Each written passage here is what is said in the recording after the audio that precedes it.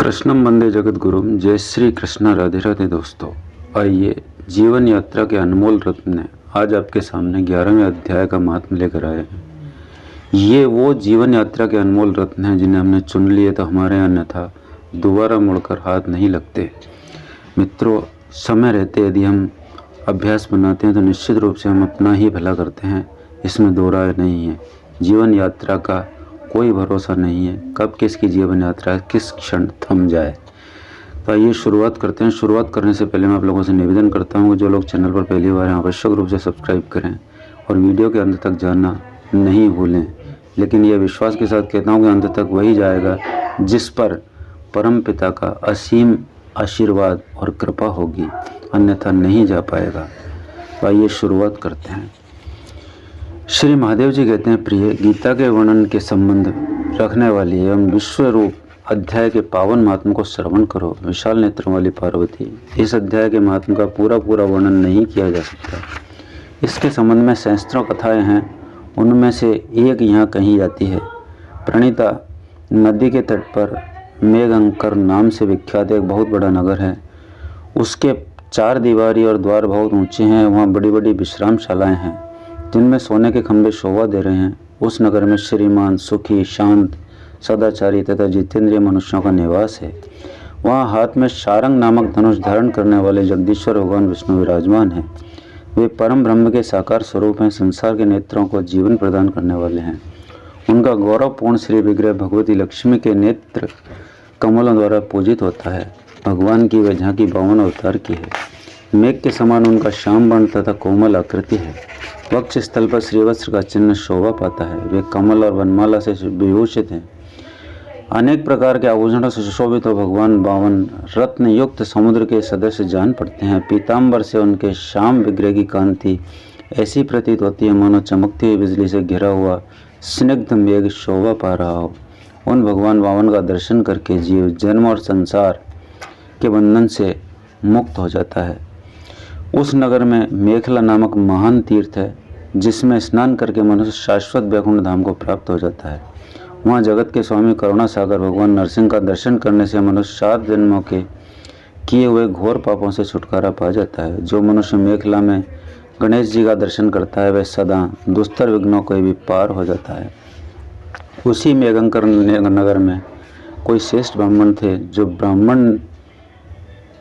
ब्रह्मचर्य परायण, ममता और अहंकार से रहित, वेद शास्त्रों में प्रवीण, जितेंद्रिय तथा भगवान वासुदेव के शरणागत थे। उनका नाम सुनंद था। प्रिय, वे शारंग धनुष धारण करने वाले भगवान के पास गीता के 11वें अध्याय विश्वरूप दर्शन योग का पाठ किया करते थे। इस अध्याय के प्रभाव से उन्हें ब्रह्म ज्ञान की प्राप्ति हो गई थी। परमानंद संदोष से पूर्ण उत्तम ज्ञानमयी समाधि के द्वारा इंद्रियों के अंतर्मुख हो जाने के कारण वे निश्चल स्थिति को प्राप्त हो गए थे और सदा जीवन मुक्त योगी की स्थिति में रहते थे। एक समय जब बृहस्पति सिंह राशि पर स्थित थे, महायोगी सुनंद ने गोदावरी तीर्थ की यात्रा आरंभ की। वे क्रमशः बिरज तीर्थ, तारा तीर्थ, कपिला संगम, अष्ट तीर्थ, कपिला द्वार, नरसिंहवन, अंबिकापुरी तथा करस्थानपुर आदि क्षेत्रों में स्नान और दर्शन करते हुए विवाह मंडप नामक नगर में आए। वहाँ उन्होंने प्रत्येक घर में जाकर अपने ठहरने के लिए स्थान मांगा, परंतु कहीं भी उन्हें स्थान नहीं मिला। अंत में गांव के मुखिया ने उन्हें एक बहुत ही बड़ी धर्मशाला दिखा दी। ब्राह्मण ने साथियों सहित उसके भीतर जाकर रात में निवास किया। सवेरा होने पर उन्होंने अपने को तो धर्मशाला के बाहर पाया, किंतु उनके और साथी नहीं दिखाई दिए। वे उन्हें खोजने के लिए चले। इतने में ही ग्रामपाल मुखिया जो थे उनसे भेंट हो गई। ग्रामपाल ने कहा, मुनिश्रेष्ठ, तुम सब प्रकार से दीर्घायु जान पड़ते हो। सौभाग्यशाली तथा पुण्यवान पुरुषों में तुम सबसे पवित्र हो। तुम्हारे भीतर कोई लोकोत्तर प्रभाव विद्यमान है। तुम्हारे साथी कहाँ गए और कैसे इस भवन से बाहर हुए, इसका पता लगाओ।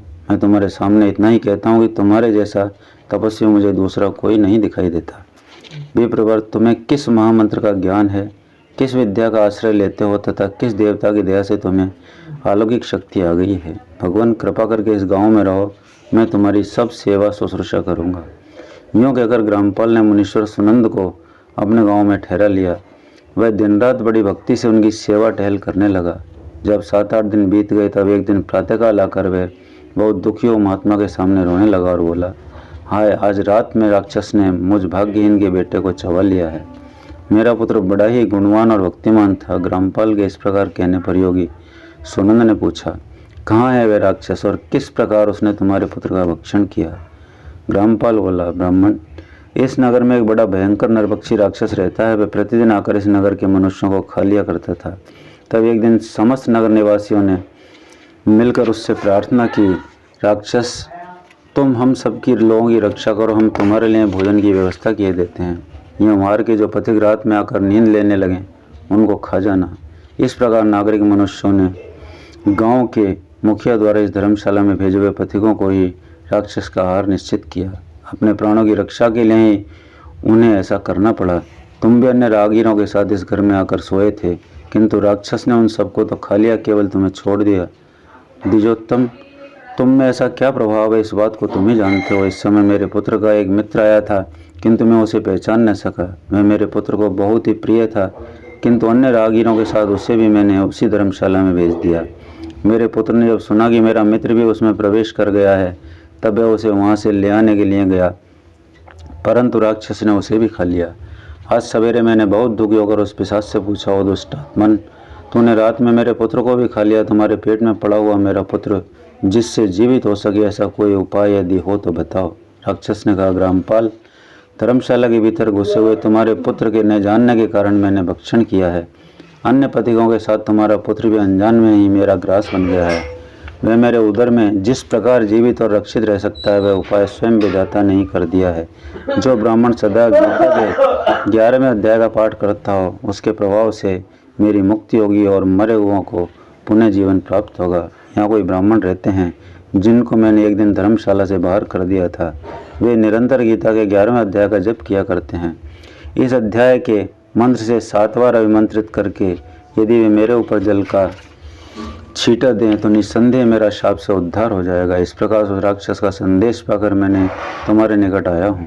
ब्राह्मण ने पूछा, ग्रामपाल, जो रात में सोए हुए मनुष्यों को खाता है, वह प्राणी किस पाप से राक्षस हुआ है? ग्रामपाल बोला, ब्राह्मण, पहले इस गांव में कोई किसान ब्राह्मण रहता था। एक दिन वह अगेनी के खेत की क्यारियों की रक्षा करने में लगा था।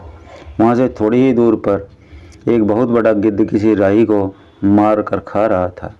उसी समय एक तपस्वी कहीं से आने के लिए जो उस राही को बचाने के लिए दूर से ही दया दिखाते आ रहे थे। गिद्ध उस राही को खाकर आकाश में उड़ गया। उस तपस्वी ने कुपित होकर उस किसान से कहा, वो दुष्ट हलवाए, तुझे धिक्कार है, तो बड़ा ही कठोर और निर्दयी है। दूसरे की रक्षा से मुंह मोड़कर केवल पेट पालने के धंधे में लगा है। तेरा जीवन नष्ट प्राय है।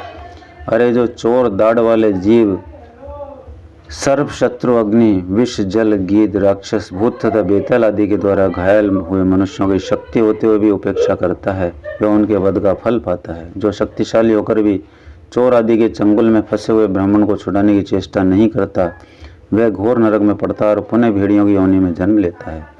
जो वन में मारे जाते हुए तथा गृध्र और व्याघ्र की दृष्टि में पड़े हुए जीव की रक्षा के लिए छोड़ो छोड़ो की पुकार करता है, वह परम गति को प्राप्त हो जाता है। जो मनुष्य गौ की रक्षा के लिए व्याघ्र, भील तथा दुष्ट राजाओं के हाथ से मारे जाते हैं, वे भगवान विष्णु के उस परम पद को पाते हैं, जो योगियों के लिए भी दुर्लभ है।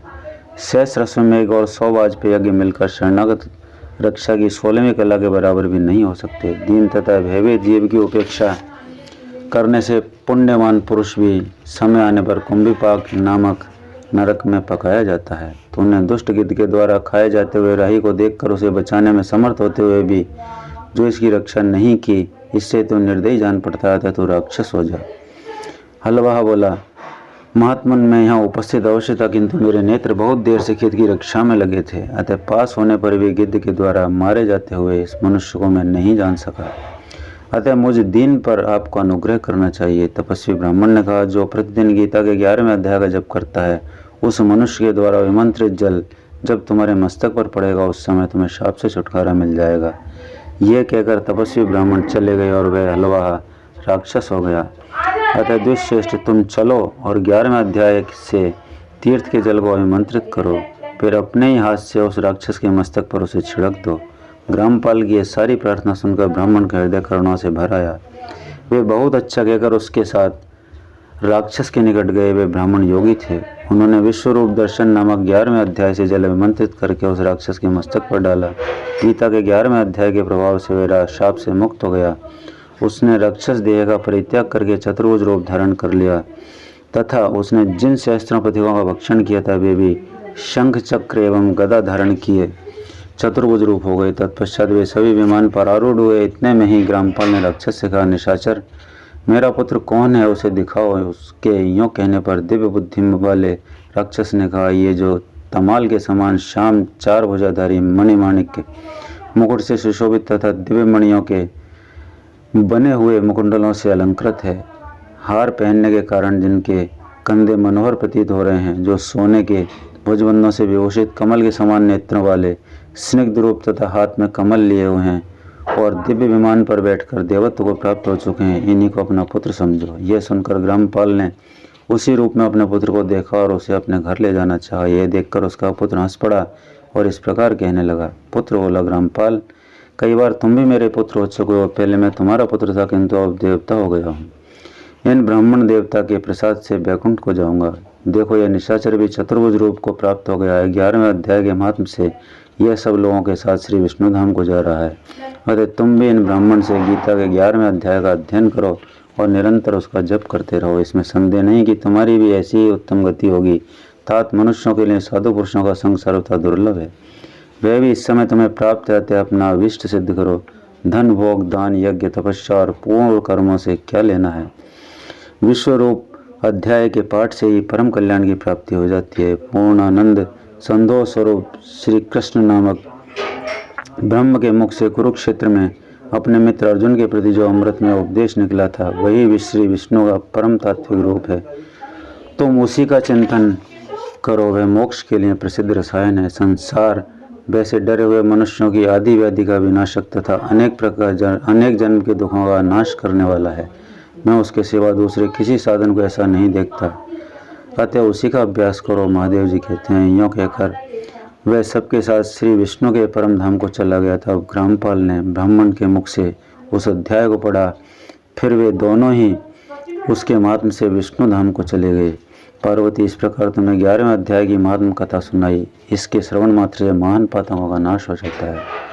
बोलो वासुदेव भगवान की जय। श्री कृष्ण गोविंद हरे मुरारे, हे नाथ नारायण वासुदेवा। श्री कृष्ण गोविंद हरे मुरारे, हे नाथ नारायण वासुदेवा। श्री कृष्ण गोविंद हरे मुरारे, हे नाथ नारायण वासुदेवा। दोस्तों, मित्रों, साथियों, माताओं, बहनों, बुजुर्गों, इसको सुन रहा हर मनुष्य श्रद्धा का पात्र है, क्योंकि यहाँ तक वही मनुष्य पहुँचेगा जिसके ऊपर भगवान का परम आशीर्वाद होगा। इसलिए अभ्यास बनाएं, जीवन यात्रा को सुखद और अलौकिक बनाएं, अनमोल रत्नों का चयन करें। तो मित्रों, अगले वीडियो में फिर मिलेंगे अगले अध्याय के साथ। तब तक के लिए नमस्कार, धन्यवाद।